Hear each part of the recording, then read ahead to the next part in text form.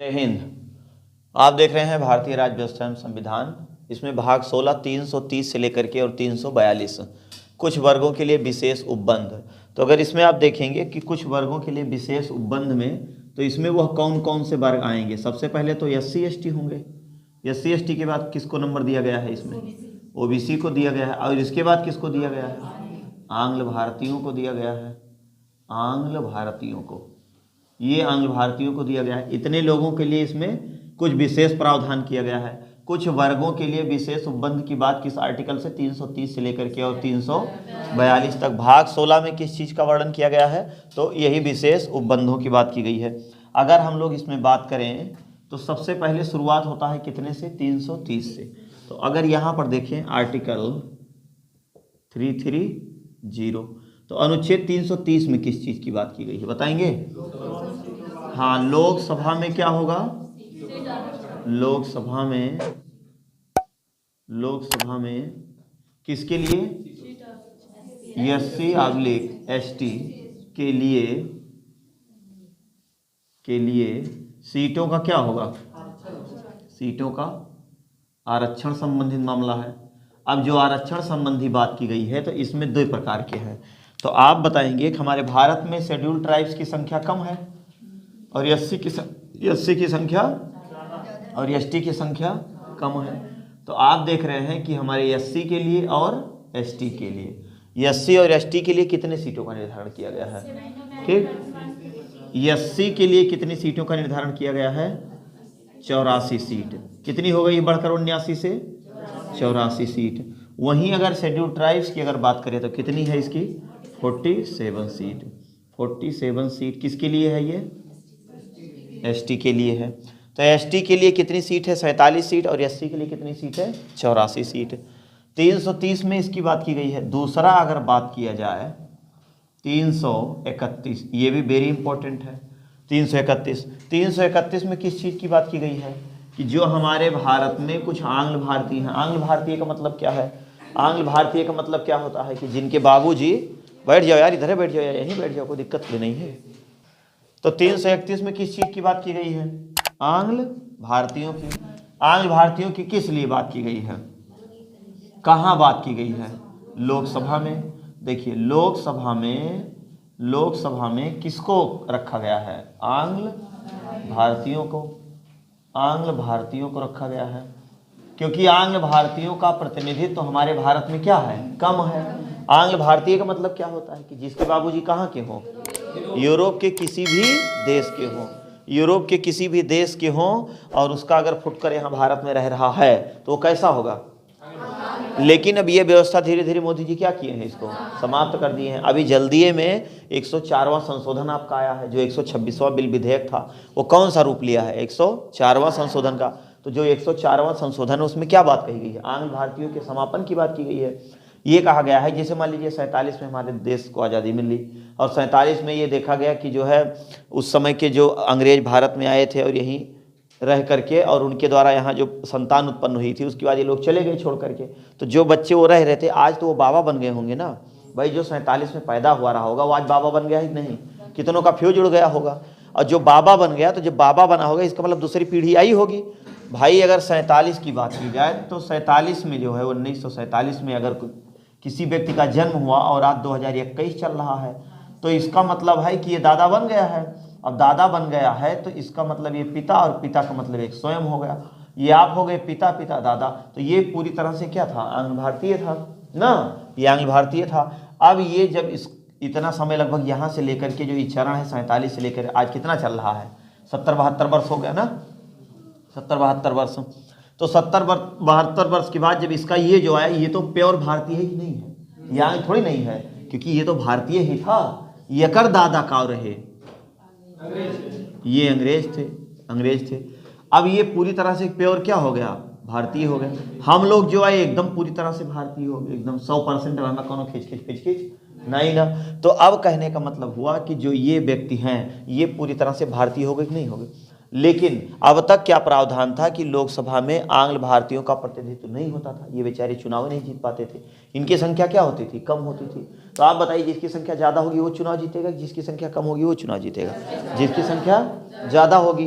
तो हम लोग यहाँ ये देख रहे हैं कि अनुच्छेद 331 में ये व्यवस्था बना दी गई कि जो व्यक्ति जिनकी संख्या कम है, अर्थात आंग्ल भारतीयों के लिए, कि जिनके बाबूजी ब्रिटेन के, क्या अगर किसी के बाबूजी वहाँ के अमेरिका के होंगे तो आंग्ल भारतीय कहा जाएगा?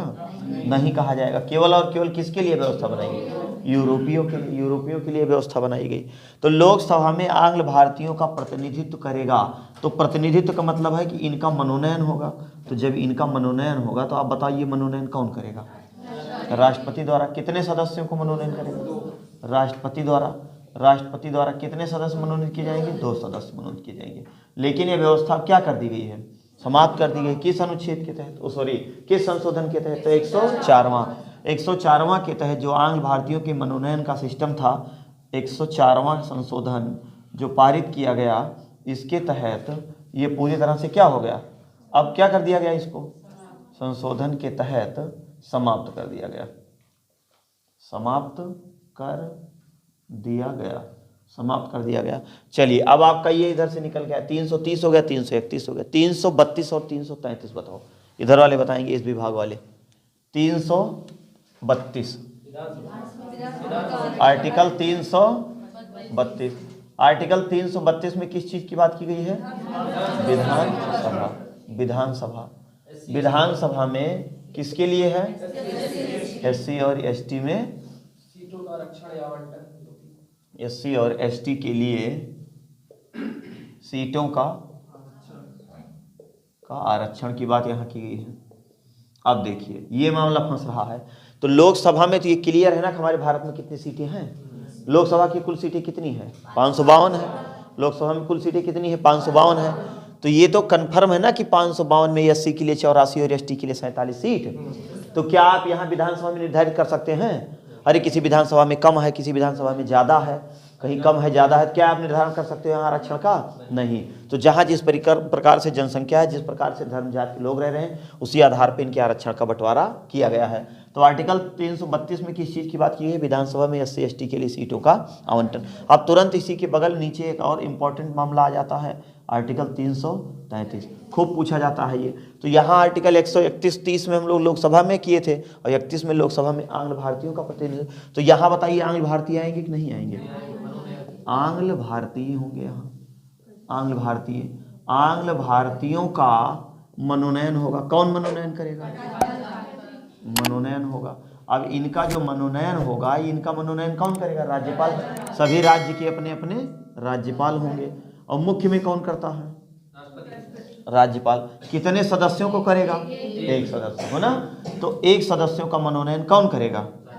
तो ये जो 104वां संशोधन विधेयक आया है, ये 104वां, इसके तहत केवल लोकसभा के ही मनोनयन आंग्ल भारतीयों को नहीं समाप्त किया गया है, बल्कि किसको समाप्त किया गया है? इनको भी हटाया गया है। कहने का मतलब है कि मनोनयन की अगर बात कर रहा है तो चाहे वो लोकसभा के हों, चाहे वो लोकसभा के हों या फिर कहाँ के हों? विधानसभा।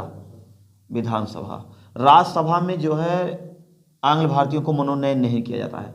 राज्यसभा में 12 सदस्यों को मनोनयन किया जाता है, वो जो शिक्षा, कला, साहित्य, समाज सेवा क्षेत्र से जुड़े होते हैं, ऐसे व्यक्तियों को किया जाता है। तो लोकसभा एवं विधानसभा का ये दोनों क्या कर दिया गया है?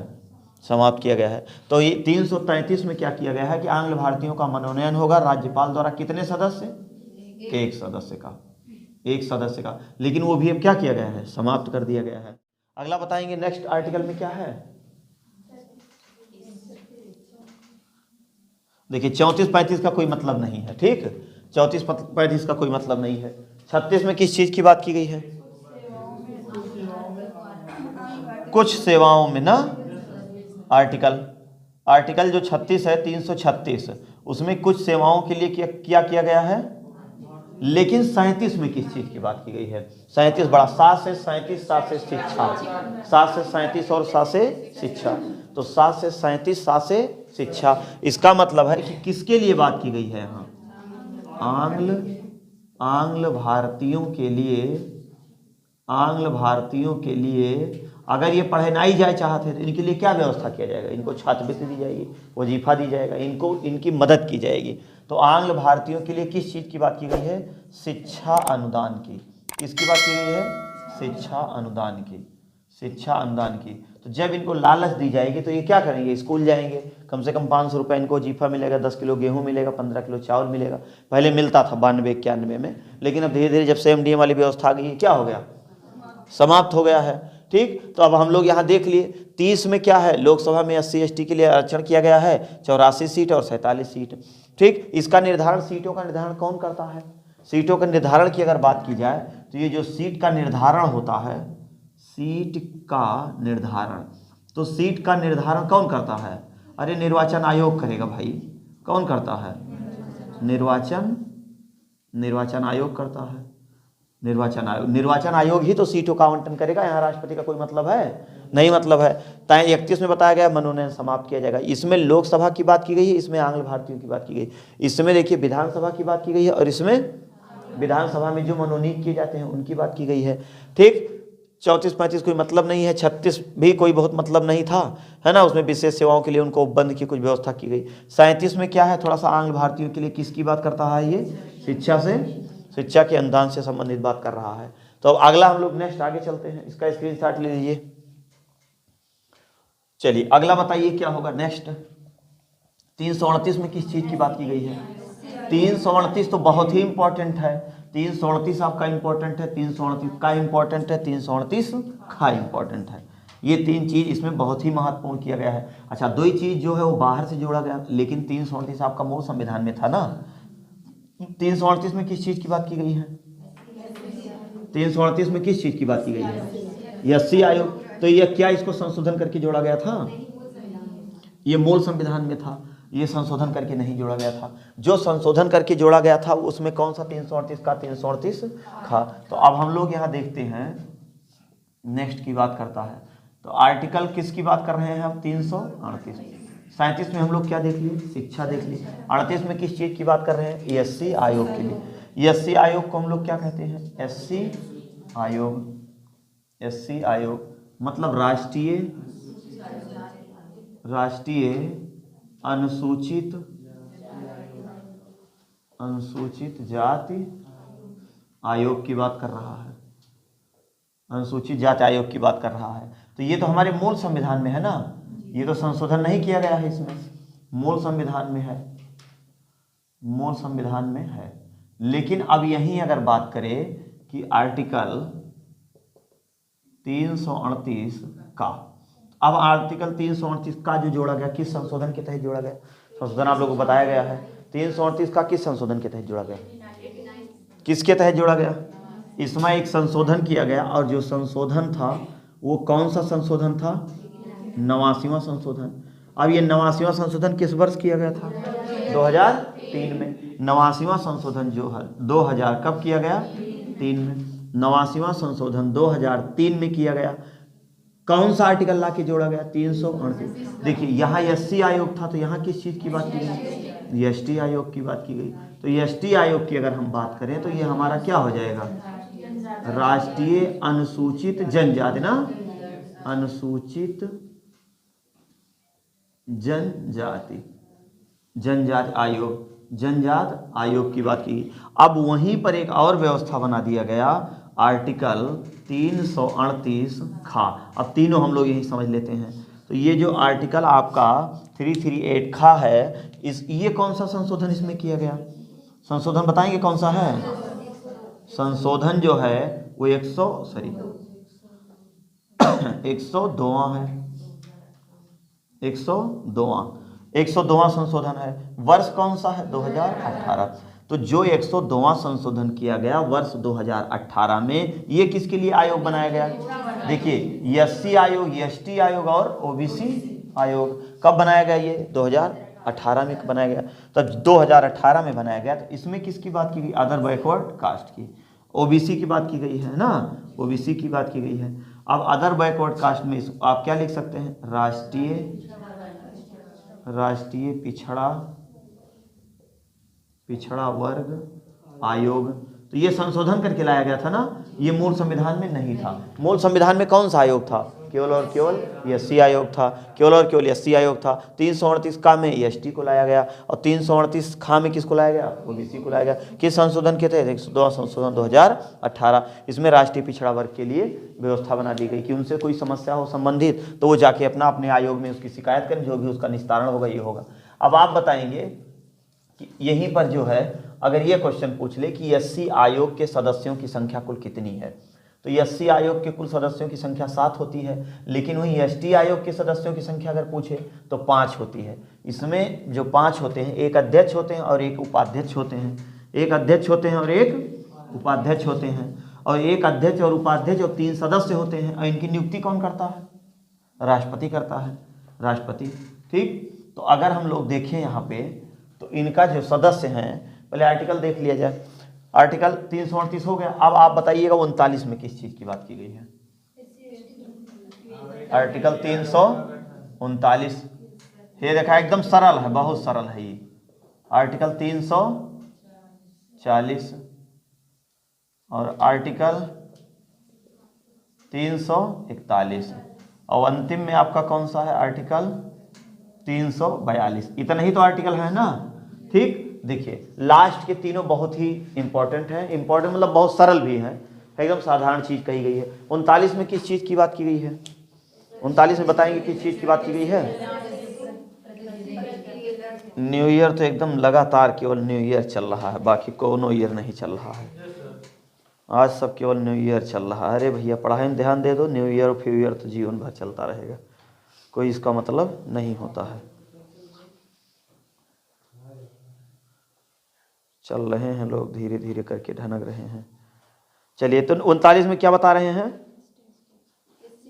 एससी एसटी के कल्याण के लिए कुछ प्रतिबंध की बात करता है। अब जैसे कौन? प्रशासन चलाने की बात कर रहा है। देखिए, एससी एसटी के लिए, के कल्याण के लिए, के कल्याण के लिए, कल्याण के लिए प्रशासन कौन करता है? किसकी जिम्मेदारी होती है? किसका? केंद्र सरकार का। केंद्र सरकार, केंद्र का कर्तव्य लिख सकते हैं। केंद्र का कर्तव्य है, केंद्र का कर्तव्य है कि इनके प्रशासन से संबंधित सारी सुविधाओं का मतलब उपलब्ध कराए। कल्याण मतलब क्या होता है भाई? सुविधा ही के लिए है। तो प्रतिवेदन देने का मतलब ये है कि जैसे भाई आप कोई चीज प्रतिवेदन सौंपेंगे तब तो आपका कल्याण किया जाएगा। तो कहने का मतलब है कि केंद्र सरकार का यह कर्तव्य बनता है कि एससी एसटी के कल्याण के लिए, उनके प्रशासन को व्यवस्थित रूप से संचालित करने के लिए या जो भी उनकी मांग है उनको पूरी करने के लिए केंद्र सरकार ही तो इसका जिम्मेदार होगा। किसके लिए? एससी और एसटी।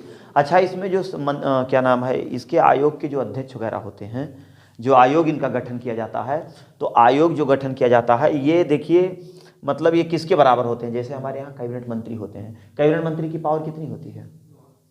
उप प्रधानमंत्री और उप मुख्यमंत्री के बराबर, सॉरी मतलब मुख्यमंत्री और उप प्रधानमंत्री के।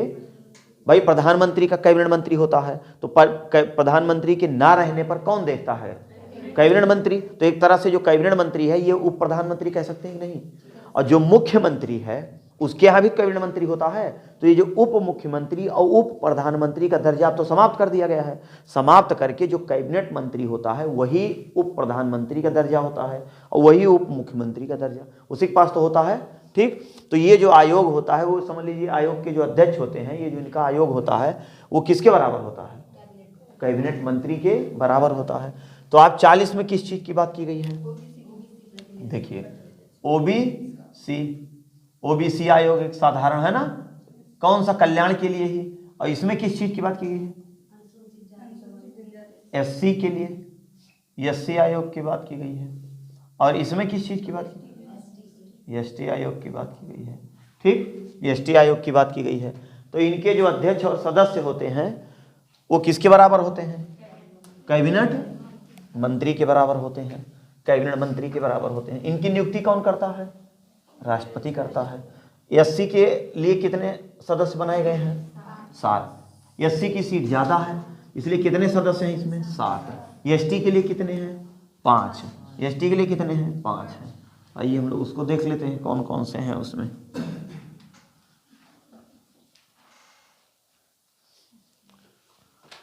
देखिए एससी आयोग,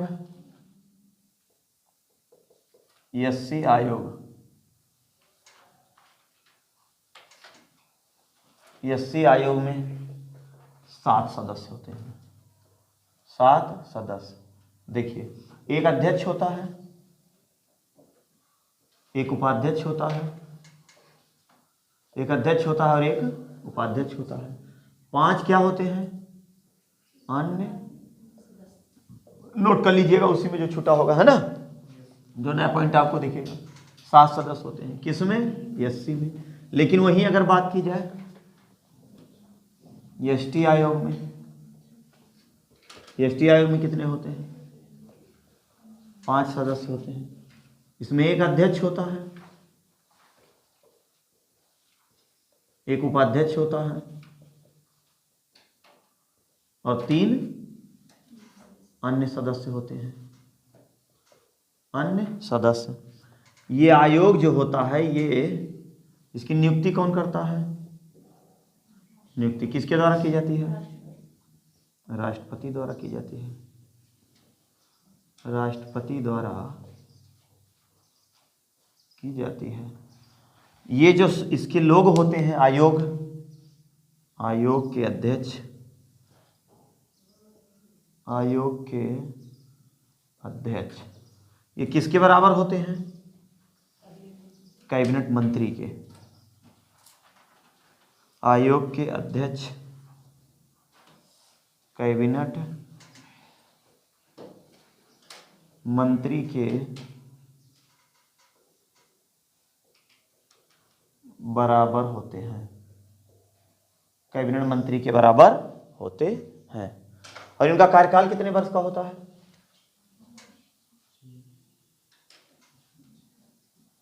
कार्यकाल 3 वर्ष का। कल बताए थे ना, होता है 3 वर्ष का होता है। नोट कर लीजिए।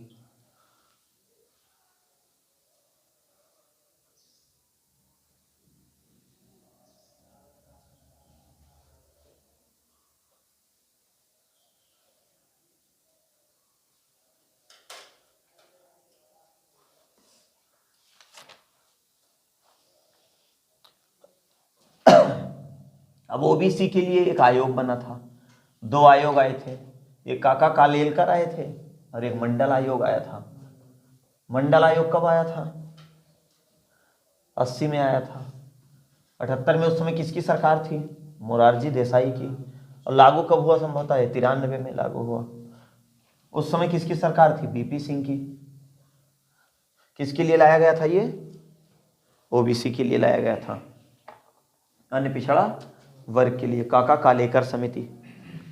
ओबीसी के लिए,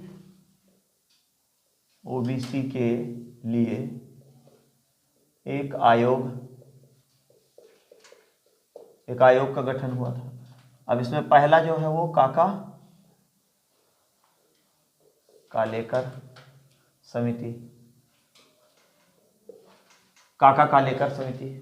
काका कालेकर जो समिति थी, ये 29 जनवरी 1953 को आई थी। 29 जनवरी 1953 को, 29 जनवरी 1953 को। किसने लाया था इसको? लाने वाले व्यक्ति कौन थे? काका कालेकर थे। और दूसरा कब आया था? मंडल आयोग, 20 सितंबर 1978 को। इसके नीचे लिख देते हैं। दूसरा जो आया था वो कौन सा आया था? मंडल आयोग का संबंध किससे था? ओबीसी से था। ये कब आया था? 20 सितंबर 1978, 20 सितंबर 1978, 20 सितंबर 1978, 20 सितंबर 1978। उस समय पीएम कौन था भारत का? पीएम मोरारजी देसाई, मोरारजी देसाई थे। पीएम मोरारजी देसाई थे। रिपोर्ट इसने कब दिया था? 31 दिसंबर 1980 को। 31 दिसंबर 1980 को। रिपोर्ट की अगर बात करें तो 1 दिसंबर 31 दिसंबर 1980 को 31 दिसंबर 1980 को किसके समय में लागू हुआ था? बीपी सिंह के समय में। कब? 8 सितंबर 1993 को। 8 सितंबर 1993 में वीपी सिंह के समय लागू होगा, लागू हो गया। कितने परसेंट आरक्षण की बात की गई थी? 27%। कितने परसेंट आरक्षण की बात की गई थी? 27%। 27%। किसके लिए? ओबीसी के लिए। बिंदेश्वरी प्रसाद मंडल लाए रहे भैया का। मंडल आयोग किसने लाया था? बिंदेश्वरी प्रसाद मंडल।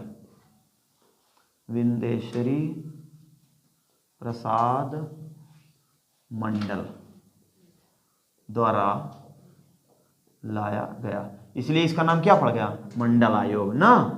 मंडल आयोग ओबीसी के लिए। तो 2 ओबीसी के लिए कितने आए थे? 2 आयोग बना के। कौन कौन से आए थे?